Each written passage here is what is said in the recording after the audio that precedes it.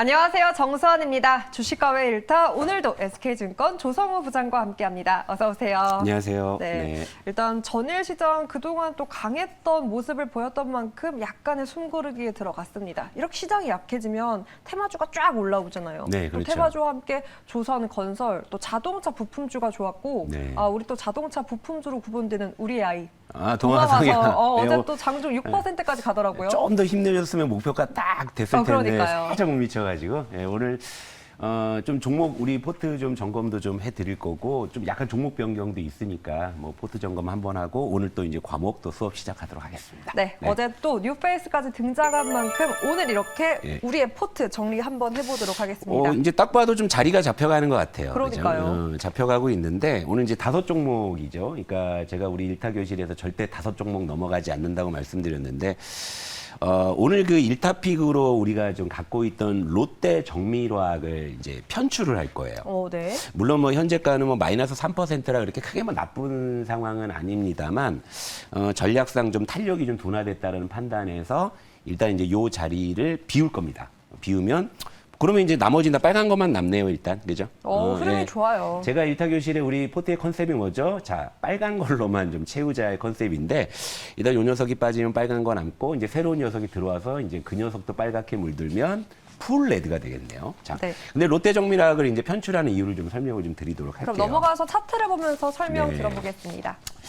우리 속담에 그 구슬이 서말이어도 꿰어야 보배라는 얘기가 있잖아요. 네. 근데 여기서 이제 구슬이 서말인데 주식은 꿰 때 뭘로 꿰나요? 수급으로 꿰는 거잖아요.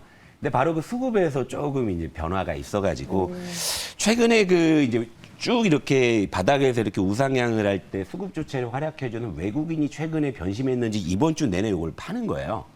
팔면서 이제 21선, 추세선이라고 하잖아요.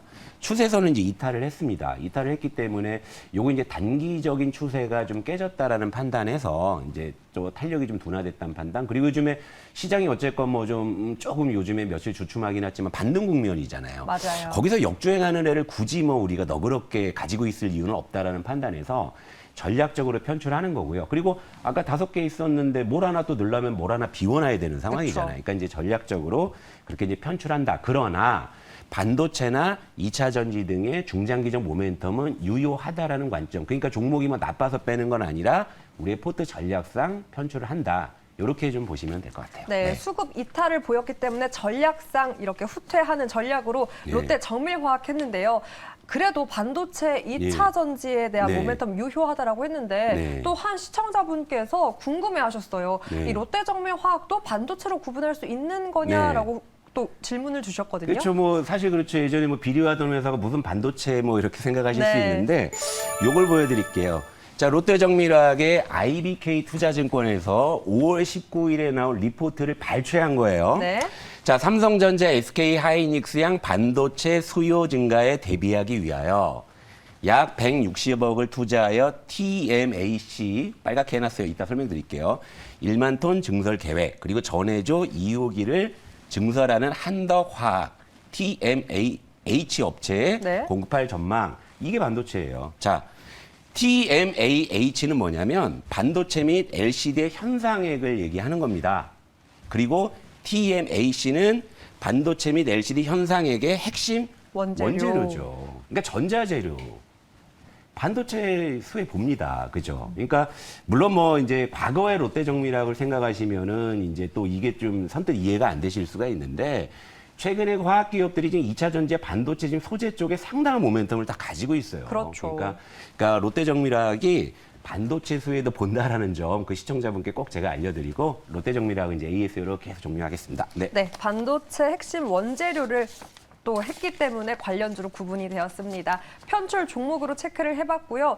일단 그 외에도 또 요즘 많이 시청자분들 그리고 투자자분들이 궁금해하는 게 테마주예요. 네. 테마주가 정말 난무한 시장이라고 해도 과언이 아닐 정도로 많이 올라오고 있거든요. 아무래도 이제 미국의 부채 현상 이제 이 이슈가 다시 좀 안개 속으로 들어가고 시장이 좀 전체적으로 약간 좀 탄력을 조금 이제 잃어가는 이런 분위기잖아요. 그러니까 이제 또 테마주가 극성인 상황이고 저도 사실 일타 교실 할 때 보니까 여러분들이 그 포착 트렌드 하는 걸 더 좋아하셔갖고 너무 반응이 있죠? 역시 요즘 시청자분들이 이제 좀 아무래도 좀 단기적으로 좀 수익 보는 쪽에 많이 좀 관심이 있으시다라는 생각이 들어서 물론 제가 이제 포착 트렌드에서도 뭐 앞으로 이제 좀 테마가 될 만한 거를 픽해 오기도 하지만 또 그게 아니더라도 시장에는 무수히 많은 테마들이 있는데 여러분들이 테마주를 어떻게 소화하실지 좀 걱정이 좀 많아요. 그래서 오늘 좀 테마주 공략 팁을 좀 말씀드리고 좀 가도록 할게요. 네. 네, 변동성을 오히려 이용해야 되기 그렇죠. 때문에 어려운 네. 건데요. 일단 기본적으로는 이제 매매 스킬이 좀 있으셔야 가능한 네. 거긴 한데 일단 요 개념을 먼저 좀 설명을 드릴게요.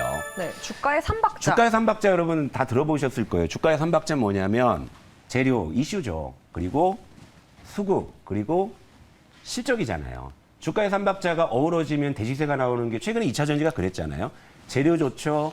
실적 계속 좋아졌죠. 수급도 강했죠. 그러니까 에코프로 같은 종목이 나온 거잖아요. 그렇죠? 그런데 테마주는 말이에요. 이게 없이도 가요. 이 실적이 없어도 재료와 수급만으로 주가가 형성이 됩니다.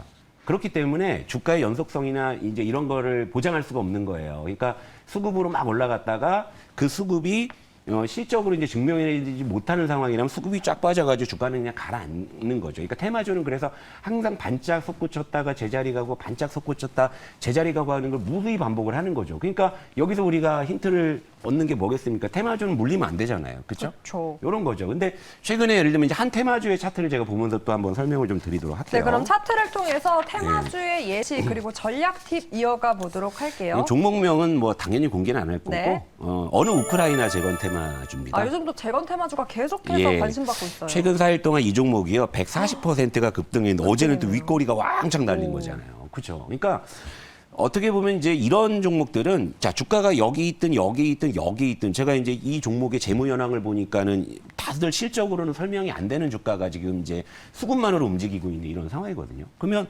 결국에 수급이 식으면 주가는 그냥 제자리로 돌아가는 건 자명한 일이에요. 그게 뭐 오늘이냐 내일이냐 모레 그 문제일 뿐인 거지.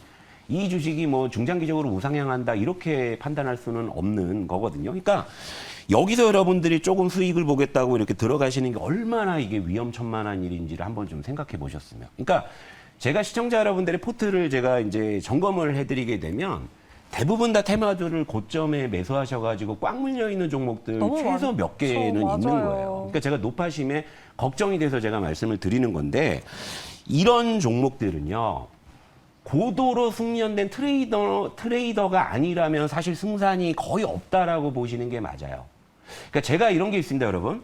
제가 카레이서한테 운전 조심하세요 이러지는 않을 거 아니에요. 그죠? 근데 여러분들이 카레이서일지는 잘 모르겠어요. 그죠? 그러니까 네. 여러분들이 좀 조심하셨으면 하는 그런 노파심이 항상 있는 거예요. 그러니까 그래서 이제 요렇게 이제 이미 거래가 폭발해서 시세가 난 종목은 여러분들이 중간에 뛰어드신다 한들 물론 뭐 리스크 관리를 철저히 하거나 아니면 뭐 스탑로스라도 걸어놓고 하신다면 또 모르겠지만 내 손으로 해가지고는 대응하기 절대 쉽지 않다라는 거. 아름다운 장미에는 가시가 있어요. 아름답잖아요. 만지면 가시가 찔려요. 너무 세요. 예, 그래서 이 단기적으로 급등한 테마주는 극도로 좀 신중하셔야 된다 이 말씀 좀 드리고 그러면 이제 테마주는 어떻게 할 거냐. 그러니까요. 그래서 어떻게 해야 될 제가 것인가. 포착 트렌드 하는 게 그거예요. 테마주도 밑에서 제가 어제 말씀드렸죠. 내가 주식을 밑에서 샀는데 이게 실적으로 오르든 테마로 오르면 되는 거 아니에요. 그죠? 그렇죠. 그러니까 그런 관점에서 접근하셔야 되는데 아까 우리 이제 그 1타 포트 현황 보여드렸는데 뭐 롯데 정밀하게 나갔기 때문에 1타픽 중장기는 TLB 하나밖에 없고 나머지는 다 최근 트렌드 종목이에요. 근데 지금 다 빨간불이죠. 빨간불이었어요. 물론 그 수익률이 여러분들 성에는 안 차실 수는 있지만 야금야금 올라오고 있잖아요. 그러다 이제 그런 어떤 트렌드가 이 트렌드 품고 있는 그런 종목들이 어느 순간 이슈가 한번 딱 폭발했을 때는 시세가 날 수 있는 거 어제 동아화성이 또 그런 거 보여주려고 했었고. 그러니까요. 그러니까 이런 식으로 접근해야죠. 왜? 여러분의 모든 번뇌는요. 주식을 물리는 순간부터 시작되잖아요. 사실 투자자들은 다 대부분 그럴싸한 계획들이 있습니다. 주식을 사기 전에는 다 그럴싸한 계획들이 있어요. 그럼요. 근데 이제 주식을 물리기 전까지만 그게 유효한 거죠. 파랗게 예. 질렸어요. 그러니까 물리면 안 돼요. 근데 밑에서 나면 덜 물린다 하잖아요. 그러니까 제가 이제 여러분들께 매일 제가 이제 이 침이 마르도록 얘기하는 게 제발 우리 좀 밑에서 사자. 적어도 우리 일타에서는 밑에서 사자라는 말씀을 꼭 드리는 거고요.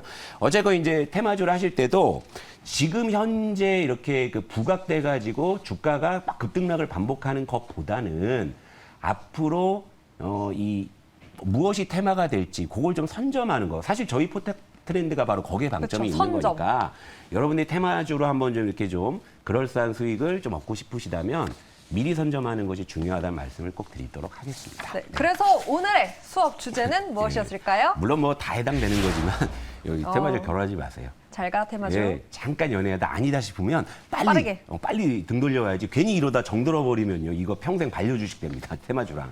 여러분들 포트 점검해 보면은요. 이런 종목들이 굉장히 많아요.